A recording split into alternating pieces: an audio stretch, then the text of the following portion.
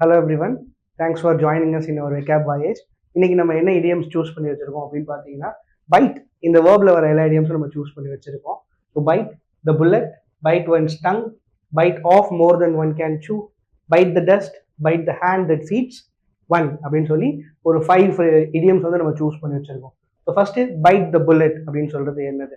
ஒரு அன்பிளசண்டான சுச்சுவேஷன்ல எனக்கு பிடிக்காத ஒரு விஷயத்த நான் செஞ்சே ஆகணும், எனக்கு வேற சாய்ஸே இல்லை அப்படின்னு சொல்லும்போது பைட் த புல்லட் அப்படின்னு சொல்ல போறோம். இதுக்கு ஒரு பெஸ்ட் எக்ஸாம்பிள் வந்துட்டு ஹிட்லர் எடுத்துக்கலாமா? When world war was almost over, எல்லா ஆலிஸும் அவரை சுத்தி ரவுண்ட் அப் பண்ணப்போ what he did was he bite the bullet. அவருக்கு பிடிக்காத ஒரு விஷயத்த ஒரு அன்பிளசன்ட் சுச்சுவேஷன்ல he bite the bullet, suicide commit பண்ணிக்கிட்டாரு அப்படின்னு சொல்லலாம்.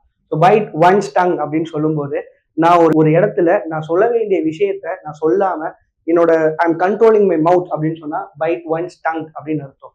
நான் ஒரு விஷயம் சொல்லணும், ஆனா இப்ப எனக்கு சொல்ல தோணலை, நான் சொல்லக்கூடாது இந்த சுச்சுவேஷன்ல அப்படின்னு சொல்லி நானே கண்ட்ரோல் பண்ணிக்கிறது தான் பைட் ஒன்ஸ் டங் அப்படின்னு அர்த்தம். Bite off more than one can chew அப்படின்னா என்ன அர்த்தம்னா, என் சத்துக்கு என்னோட ஸ்ட்ரென்த்தை மீறி நான் ஒரு டாஸ்க்கை வந்து எடுத்துட்டு அதை நான் பண்ண ஆசைப்படுறேன் அப்படின்னு சொல்லும்போது I have Pittan more then I can சூ அப்படின்னு அர்த்தம். ஸோ பைட் த டஸ்ட் அப்படின்னு சொன்னா to die or to accept defeat, நான் தோல்வி விட்டுட்டேன் இல்லை இறந்து போயிட்டேன் அப்படின்னு சொன்னா பைட் த டஸ்ட் அப்படின்னு அர்த்தம்.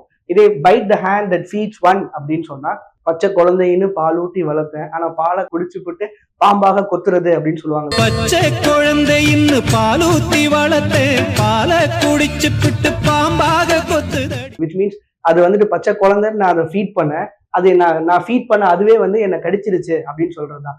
ஸோ யாருக்கிட்ட லாயலா இருக்கணுமோ அவங்க கிட்ட லாயலா இல்லாம பீட்ரே பண்றதுதான் bite the hand that feeds one.